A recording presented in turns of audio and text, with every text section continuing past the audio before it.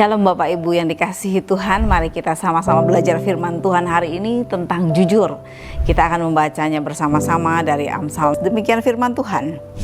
Bibir yang benar dikenan raja, dan orang yang berbicara jujur dikasihinya. Hari ini kita akan belajar tentang jujur Bapak Ibu. Dan kata firman Tuhan adalah bibir yang benar dikenan raja. Raja di sini berarti pemimpin. Jadi ketika orang berbicara benar, ketika orang berbicara jujur, pasti para pemimpin-pemimpin yang ada juga sangat menyukainya. Kemudian dilanjutkan, dan orang yang berbicara jujur dikasihinya. Nya di sini dalam huruf besar berarti dikasihi oleh Tuhan. Tentu kita mau dikasihi oleh Tuhan, betul? Tapi pada kenyataannya ketika kita masih tinggal di dunia ini, kita masih bertemu dengan banyak orang, kita masih bersinggungan dengan banyak orang, seringkali kita diperhadapkan dengan pilihan. Apakah kita mau berkata jujur atau kita mau berbohong? Apalagi ketika semua keadaan menyudutkan kita, menekan kita, pada saat itulah kita akan teruji apakah kita akan dapat berkata jujur atau berkata bohong. Ketika kita mungkin memilih untuk berbohong, orang lain mungkin tidak tahu, siapapun mungkin tidak tahu, tetapi ingatlah, ada Tuhan yang selalu tahu isi hati kita.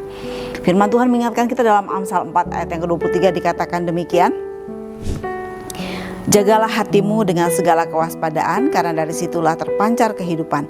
Buanglah mulut serong daripadamu, dan jauhkanlah bibir yang dolak-dalik daripadamu. Biarlah matamu memandang terus ke depan, dan tatapan matamu tetap ke muka.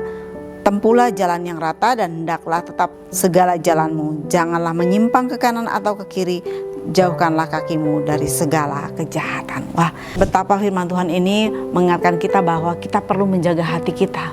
Karena Tuhan melihat hati kita. Orang lain mungkin tidak tahu kalau kita berbohong, tetapi Tuhan tahu hati kita.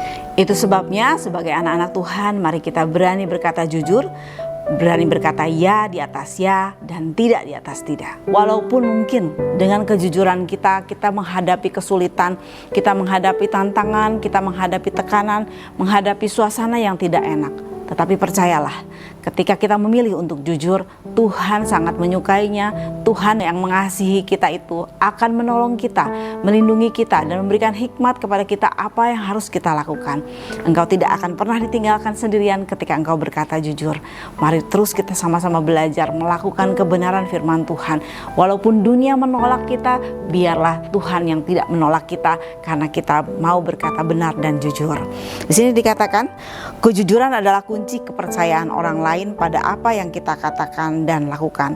Orang-orang akan pasti lebih menghargai dan percaya kepada kita kalau kita melakukan kejujuran itu setiap hari, maka kita menjadi orang-orang yang dapat dipercaya dan disukai oleh banyak orang. Dan ada satu statement di sini dikatakan, berpeganglah pada firman Tuhan dan berjuanglah dalam kejujuran sampai Tuhan mendatangkan kemenangan besar bagi orang-orang yang lurus jalannya.